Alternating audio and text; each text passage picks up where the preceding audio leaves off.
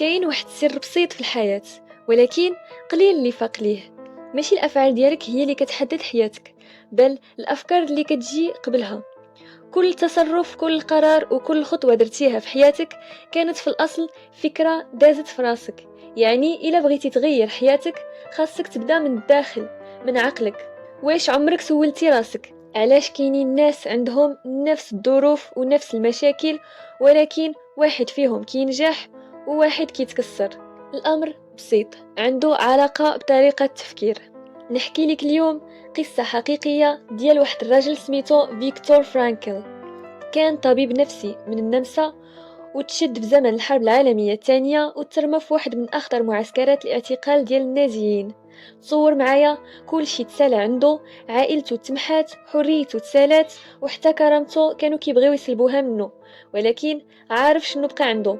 كان كيشوف الناس كيموتوا، كيتعذبوا، كيفقدوا الامل، ولكن هو قال واحد الجملة بقات خالدة في التاريخ: يقدروا ياخدوا مني كل شيء الا حاجه وحده، الطريقه اللي كنختار نفكر بها. من وسط الجحيم كان كيكتب في دماغه كتاب على معنى الحياه، وكان كيقنع راسو كل نهار ان حتى في العذاب كاين درس وكاين سبب وكاين فرصه باش يبقى انسان. وفاش خرج من المعسكر بعد سنين من الجحيم، كتب واحد الكتاب سماه الانسان يبحث عن معنى، واللي ولا من اشهر الكتب في العالم، وتبدلت حياة ملايين الناس من بعد ما قراوه. شنو المعنى من القصة؟ أن الفكر هو الحرية الأخيرة، وحتى لو كنتي محاصر، مريض، محطم، عقلك هو المكان الوحيد اللي تقدر تبني فيه عالم جديد. العقل ديالنا بحال الأرض، إلا غرستي فيها أفكار سلبية، شك، خوف وندم، غادي تحصد الألم والضعف. ولكن إلا زرعتي فيها أفكار إيجابية، ثقة، امتنان، أمل، غادي تحصد الراحة وقوة ونجاح. الفرق بين الإنسان اللي كينجح واللي كيطيح ماشي في الظروف، في الكلام اللي كيهدر به مع راسو كل صباح.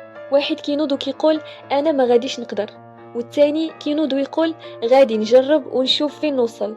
ومن بين هاد الجوج ديال الجمل كاين مستقبل كامل كيتبدل.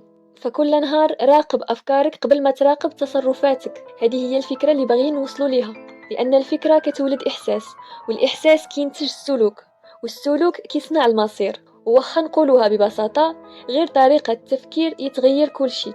وخلي الجملة ديال فيكتور فرانكل ديما في بالك: ما بين الحدث ورد الفعل كاين اختيار، وفي هذا الاختيار كاين القوة ديالك. والسؤال اللي نبغي نخليه ليك في الأخير: شنو نوع الأفكار اللي كتغلب عليك دابا؟